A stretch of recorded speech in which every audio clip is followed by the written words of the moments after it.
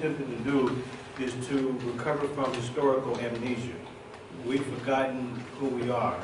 And not only have we lost our memory, but we've lost many of the artifacts that represent our historical experience. The British Museum probably has the greatest collection of African artifacts. I don't know who has stolen more, whether it's the British Museum or the Louvre in Paris. But there was no museum in the world that had a Nubian or ancient exhibit from Kush or the Sudan, because Nubia and Kush were in current-day Sudan.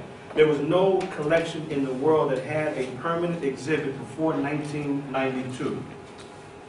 So there's permanent artifacts now on display at the British Museum from old Nubia.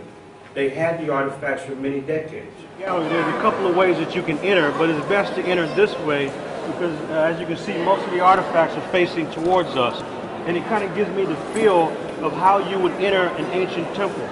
Because the ancient temple is lined by sphinxes on the left and the right, and all initiates in the great festivals and ceremonies would always come right through the main temple entrance, which is always guarded by huge statues such as what you see here. So you can see the craftsmanship. You can see the high quality of craftsmanship. And this image of Amenhotep III is actually from the 18th dynasty. So the gallery is not totally in a chronological way.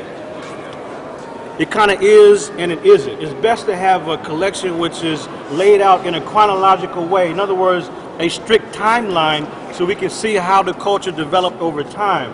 But the British Museum, they have a lot of African artifacts, but there are, as they say, gaps in their collection. And because of those gaps, they can't really show it in a chronological way. This is why sometimes you might have an image from one era next to an image from another era, and so it kind of causes some confusion, because if you actually see the dynasties, Dynasty 1 all the way through in a chronological way, it tells a story in itself. So these are the, just look at the craftsmanship here. And these statues of Amenhotep III, they follow the rules. Whether it's the wig, where his hands are, on his lap, you can see the belly button, which is obvious. He has he has a tail between his legs here, which is very subtle. And and also he has on his strap, you see the false beard. The beard is a symbol of rulership, not only in Egypt, but it's an African standard. If you have a ruler, a pharaoh, a chief, or a king, the rule is that they have beards. This is how you can tell their stature. Even high officials have beards, whether real beards or false beards. The beards is a symbol of authority. This is what you see here. And now, if this was really a temple that we were entering, these statues would probably be about 60 feet high. I didn't say 16, I said 60. So they would be quite a bit larger than this, but it is laid out as it would be if we were going to enter a temple. So this is a family scene. You don't find, like in Europe and America, you don't find, like in America, you can never have the president shown with a lady. Never. He cannot be shown with his wife in a picture that's official. Never with his wife or mother. They're usually separate, but here they're together, and you see that. This would be very nice to see all the colors intact. Very nice.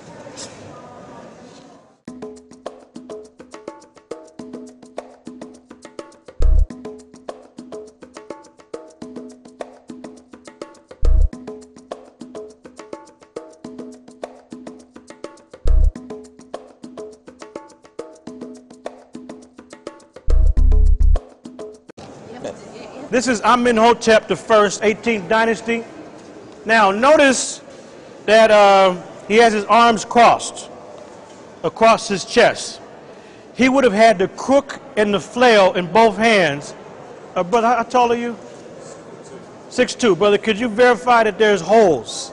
There's holes that would have represented the emblems inside here. How about that one? There's holes. It's a rule. There's no gesture like this without symbols of authority. So when we see the Ra-Hotep, what I call forgery, with just an empty hand across a clenched fist with nothing in it, it makes no sense. That's like a person going to a formal event without their attire. It's like, ladies, if you go to an event You don't just go, you wear what? Earrings, accessories, right? Jewelry. That has to be done here. He has to be shown with the crook and the flail. He has to be shown with the beard. And something interesting here. You notice his color, right? Yes. But notice the black nose. There's nothing natural about this. Somebody's been doing something to the nose to give it such a strange appearance. It's strange. It's unusual here. It's not knocked off, but it's just something strange about it. Kind of a reddish face, reddish brown with a black nose. I don't have any problem with black, but it's just unnatural right here.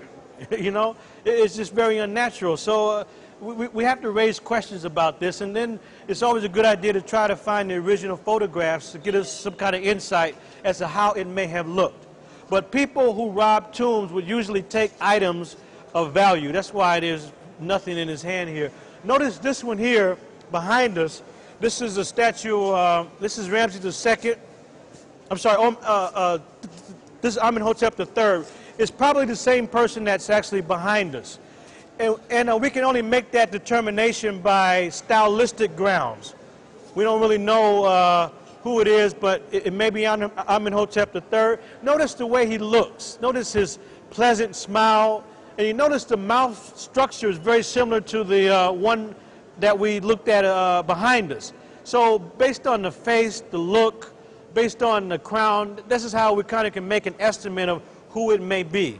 And this is Amenhotep III, and this would have been very beautiful and a huge statue. Notice the couple here. Notice this couple. Notice that they're holding hands. This is a typical image. Notice his sandals, by the way. So if you get a close look, notice his sandals. She may also have on sandals, but notice the affection between men and women. Their noses are a little bit darker than the white limestone because somebody made some changes. There's nothing natural about that, folks. Only at the nose is it darker. There's nothing natural about that. Somebody did something after they were discovered. So you always have to wonder about who did that and how much time did they spend changing the look. And if we could examine that behind glass, we could really take a really close look. But I can tell you they've made some changes underneath the nose near the nostril. That's what they've done with these statues. So you have to kind of be careful. Yes.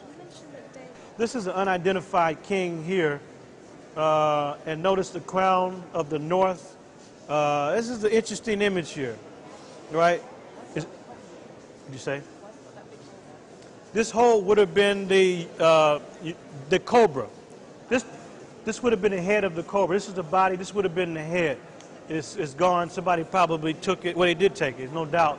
And so what you find here is somebody made some changes. See, the nose is not really knocked off. The nose has been altered. This is sandstone. Sandstone is very hard. Sandstone just doesn't fall apart.